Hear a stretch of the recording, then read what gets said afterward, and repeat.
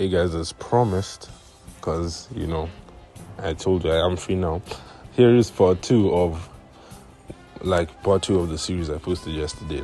I'm recording them at the same time, so I really don't know what I named it, but it's basically what if the heroes and villains in Dragon Ball switch places. But I'm gonna change the name, so it's remastered. So anyway, ignore all that. We come back where we left off, where we see Goku going to train with Kami, and Kami then says to Goku, if you think you're all that, why don't you fight this guy over here? And he points to Mr. Popo. An ominous figure and an ominous energy emanates from Popo, because Mr. Popo isn't a chill good guy in the original story. This guy is pure evil, an evil genie bent only on torturing whoever he can and making amusement for himself. So Goku tries to even land one hit on Mr. Popo. He can't, and Popo torments him. He's laughing, launching cheat attacks, and Goku gets angrier and angrier as he can't land one hit. And Kami says, well, I'll leave you to it for a while, won't I? If you can't even defeat this guy, you have no hopes of training with me. This makes Goku enraged. For 3 days and 3 nights, Goku does not relent. He keeps on attacking. He learns Popo's movements and the way he acts, and eventually he manages to grab Mr. Popo by the arm. And this gives Goku everything he needs. He just rips it off. The genie shouts in pain, and even Kami's like, yo, what you doing? And Goku said, well, this is the price you're gonna pay if you're gonna make fun of me, isn't it? And Popo lies there in pain. But Goku just laughs it off and says, alright, old man, I defeated your toy. Time for you to teach me what you have. And Kami realizes that he's not dealing with any old human. That this boy, even though he looks around 10 or 12, this boy doesn't take any disrespect, and he has his own goals, which Kami is scared of, but he kind of respects. So after this, we then see Goku getting sent into the hyperbolic time chamber, and Kami explains that this place is way harsher than the environment of planet Earth. That no one has stayed here for over 1 day, because here a day is equivalent to a year in unbearable conditions. And Kami says, if you really want power that badly, then come train in here, and I'll even help you out. I'll give you a training partner. And Goku says, it better not be that green, that guy, that genie guy over there. He doesn't even have an arm anymore. Because the guy is Kami couldn't even be bothered to heal the guy's arm. He doesn't really care. They're all evil here anyway. So Popo is just thugging it out now.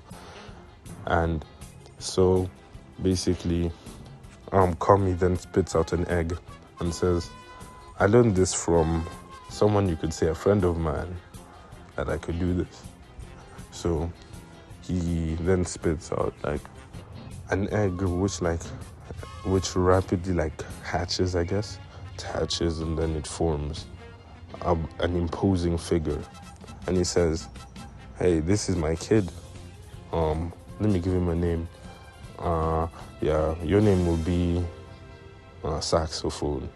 So he names the kid Saxophone.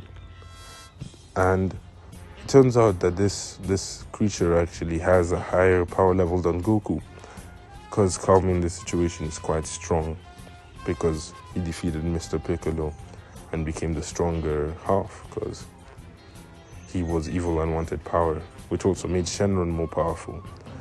So anyways, they go into the time chamber, and Saxophone is bullying Goku. Goku is suffering because 1 second it's hot, 1 second it's cold, he's hungry, there's no water. Well, Saxophone needs water once every 2 weeks to survive, so he's chilling. So this goes on for minutes and minutes in the outside, but in the inside it's days and days. Days and days and days pass, and Goku is on his last leg. He doesn't know what to do.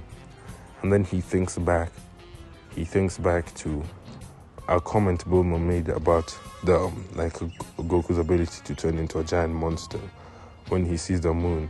And she said, I'm sure it's because of a type of energy given off by the moon. I'm sure if you emulated it with your ki, you might be able to do something similar.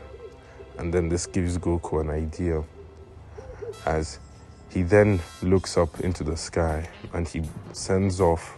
He thinks very hard on the energy that made him transform in the first place. As he thought harder and harder, he then thinks it probably won't work the first time, so I won't send off one blast. I'll send off 10 blasts with like almost all the remaining energy I have, because I'm gonna defeat this guy. Like, if I die, I don't care. So he launches 10 blasts into the sky, and he shouts out, burst open and mix. And of course 9 of them don't work. The nine of them are duds. It didn't make a difference. It just wasted energy. But by sheer luck, or might you say by plot armor, that one of them actually works. As Goku clasps his hand and shouts, burst open and mix. As a moonlit energy then emanates throughout the chamber, as Goku's eyes then turn a deep crimson red, and he starts to grow and become more savage in nature. Saxophone looks at this and says, oh wow, you had a growth spurt, kid? Well, so can I. And he just becomes bigger too. As they then look each other head to head, Goku in enormous rage for what has happened to him the last 2 weeks inside this time chamber, and and Saxophone amused by this kid and his attempt to try and attack him. But since this is a weaker Rosaru, it's not like Goku got like 10 times stronger. You could say maybe he got around 3, 4, 5 times stronger. We'll say 4 times stronger for now, because he did become Rosaru in a weakened state. So they fight, and Saxophone sees the potential of this kid, considering how he's in a weakened state and he's able to do this much damage now. The gap between them has closed completely, as now they're going hit for hit, punch for punch. But Goku still can't control this form, which gives Saxophone the advantage. As then Goku gets beaten and knocked unconscious. And Saxophone takes a slight liking to this boy, thinking this boy has the potential to get quite strong. I might as well help him out. You know, Kami is quite boring, and I'm gonna have to defeat him anyway and take his possession. So why not have a training partner in the meantime? So Saxophone then gets a sense of being, gives it to Goku. Goku recovers and feels full for the next 2 weeks. And so Saxophone says, Goku, there's no time to slack off. If you want power and if you want to defeat Kami and become the strongest person on this planet, you're gonna have to work day and night, and I'm not gonna let you rest. And Goku said, you slug? Fair enough. I didn't want it any other way. As they train and train and train, 12 hours have passed in the outside world, and Kami is actually getting worried. He's wondering what in the world is going on in there. He wasn't supposed to last 10 minutes. As they train and train and train, and eventually Kami, when 24 hours is almost up, he decides to take a peek inside to see what has taken place. As he opens the door, and as he opens the door, a blast comes out directly at his face that he narrowly dodges, as he sees 2 figures walk out.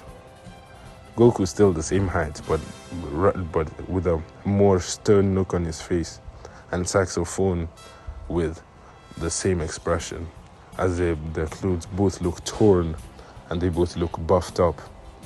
as they both had unlocked new levels of power. As Kami is a bit scared of what he might have just done. So now, Kami actually knows how to sense power levels, which he never really taught Saxophone or Goku. So they both they can only kind of guess how strong Kami is, while Kami knows exactly how strong they are.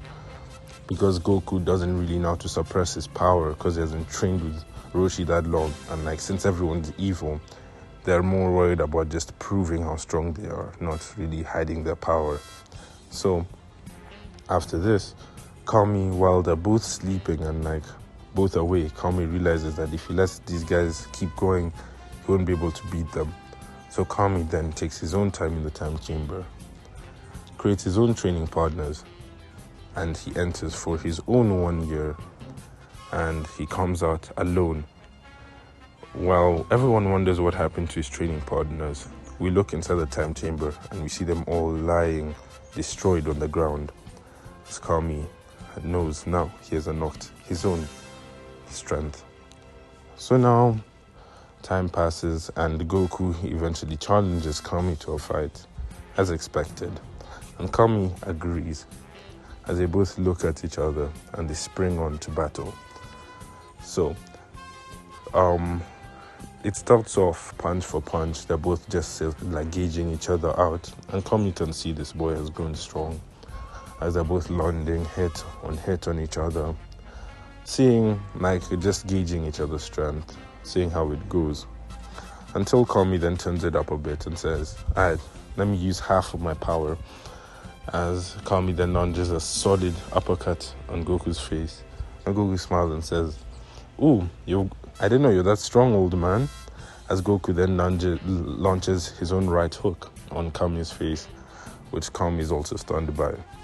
So Goku realizes that after training with Saxophone, that he realizes basically that these guys have better stamina and like they can regenerate, which he can't.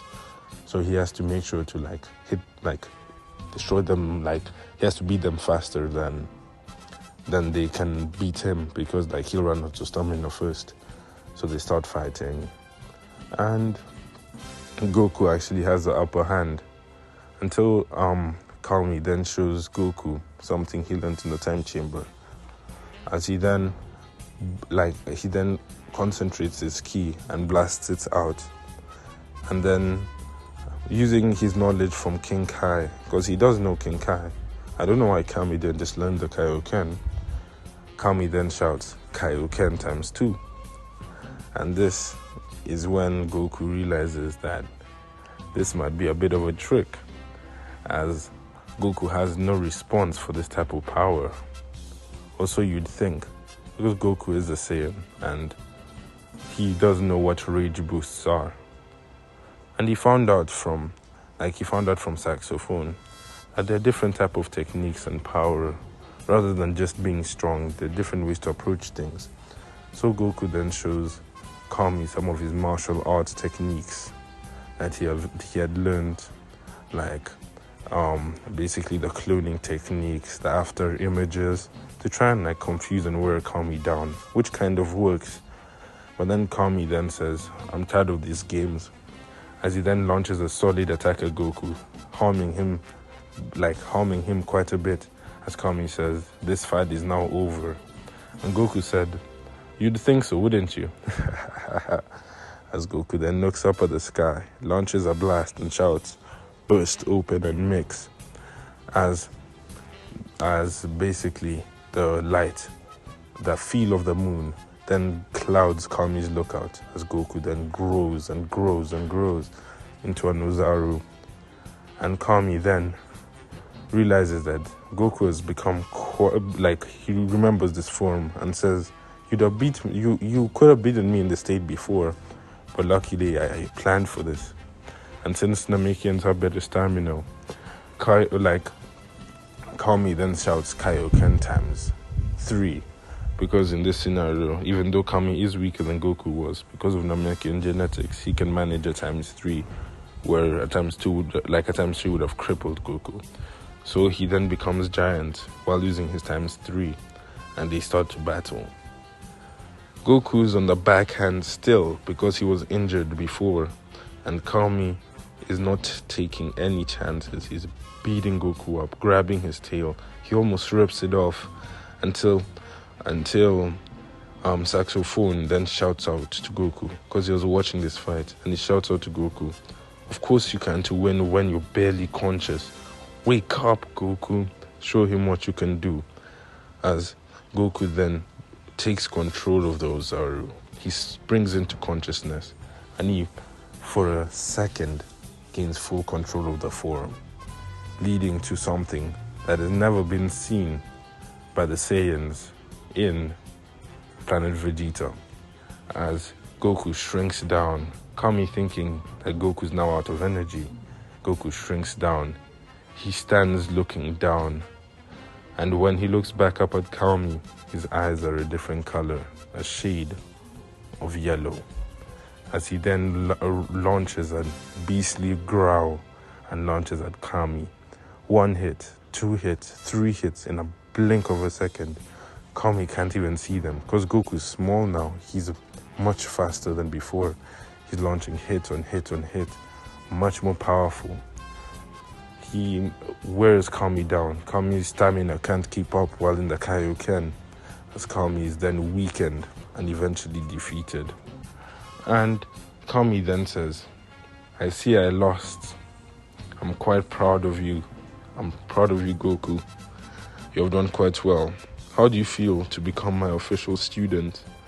And Goku says, "That'd be fun, but you put me through a lot, old man. I think I'd rather have my revenge, wouldn't you say?"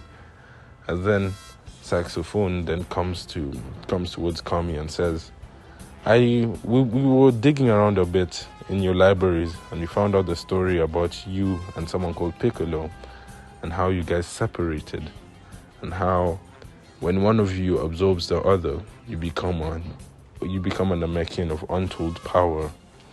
Well, this made me curious on what happens if I absorb you, old man. As Kami then says, "You can't. Don't do it." As Saxophone then says, "I think the Dragon Ball should still work because I am still your kid, and I'll have all your knowledge to boot." As he then grabs onto Kami and absorbs him, as Kami then vanishes from the world. In this scenario, because Saxophone is a hard name to run with, and Kami had the bigger brain of the two.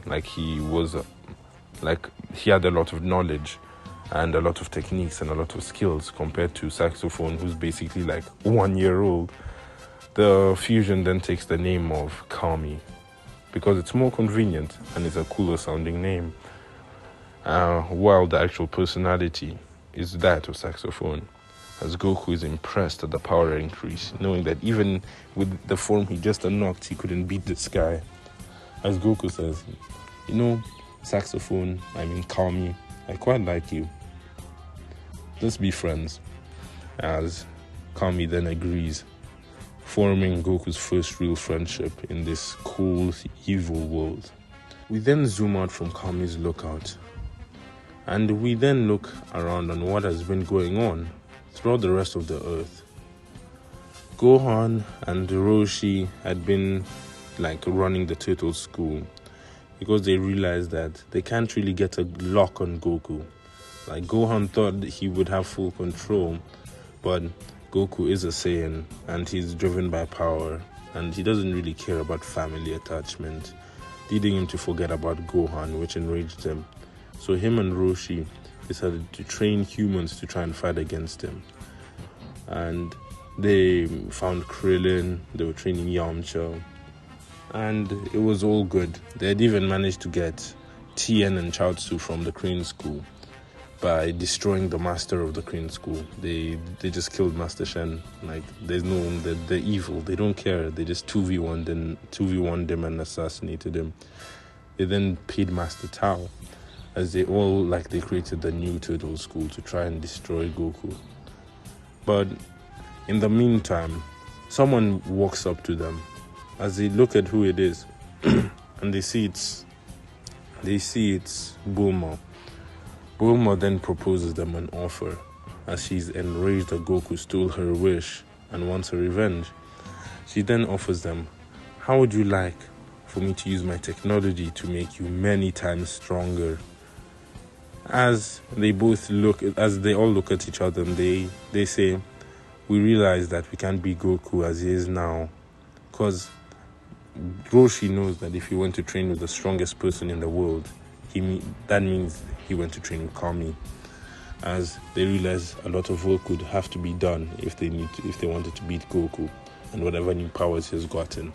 As they make an alliance, and this, instead of the Red Ribbon Army, Bulma then remembers an army that she had taken over a few years ago, something called the Red Ribbon Army, and she decides to call hers the Blue Ribbon because she likes the color blue more.